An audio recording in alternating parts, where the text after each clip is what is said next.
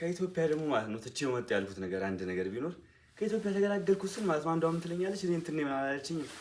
ወይኔ ፋሚ አሁን እንዴት አድርጌ ላስረዳችሁ?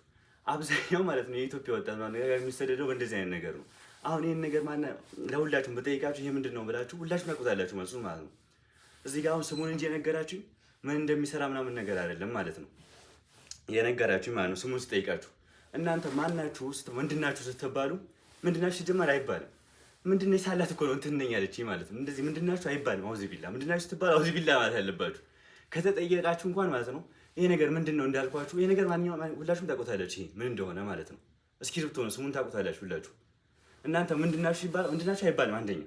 ሁለተኛ ምንድናችሁ ስትባሉ ደግሞ ሰው ናችሁ ማለት ነው። እናንተ ምንድናችሁ ስትባሉ ምችቱን ቋንቋ ሳይሆን የጠየኳችሁ ምንድናችሁ ምንነታችሁን የጠየቃችሁ ማለት ነው። ቋንቋ ማንነት አይደለም። ቋንቋ መግባቢያ እንጂ ማለት ነው። አብዛኛው የኢትዮጵያ ወጣት ከሀገሩ የሚሰደድበት ምክንያት ማለት ነው አንዱ ይሄ ነው። ይሄ ቋንቋ እንትን ነኝ ምናምን በሚለው ማለት ነው የዘር እንትን ማለት ነው። ዘረኝነት ምንም ጥቅም የለውም ማለት ነው። አብዛኛው ሀገር የሚሰደደው ወጣት በእንደዚህ አይነት ምክንያት ነው እና አንደኛ በቃ አብዛኛው ሀገር የሚወጣው ማለት ነው። እኔም ራሱ ተጠይቃ ልጅቷ እንደዚህ እንትን ነኝ ስትለኝ በጣም የደበረኝ ማለት ነው። እንደዚህ ማለት የለባትም ምናምን ነገር ማንኛችሁም ስትጠየቁ ምንድናችሁ ጀመር አይባልም አንደኛ። ሁለተኛ እናንተ ማንነታችሁ ሰው ነው በቃ ቋንቋችሁ ማንነታችሁ ሊሆን አይችልም። ይሄ አሁን እዚህ ጋር ስጠይቃችሁ እስክሪፕቶ ነው ይሄ ነገር ማለት ነው።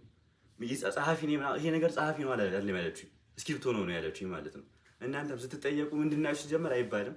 ከተባላችሁም ሰው ነኝ ነው ማለት ያለባችሁ እንጂ የምትችሉትን ቋንቋ አይደለም መናገር ያለባችሁ። ቋንቋ መግባቢያ እንጂ ማንነት አይደለም ለማለት ያክል ነው። ያረልሽ ይመቻችሁ።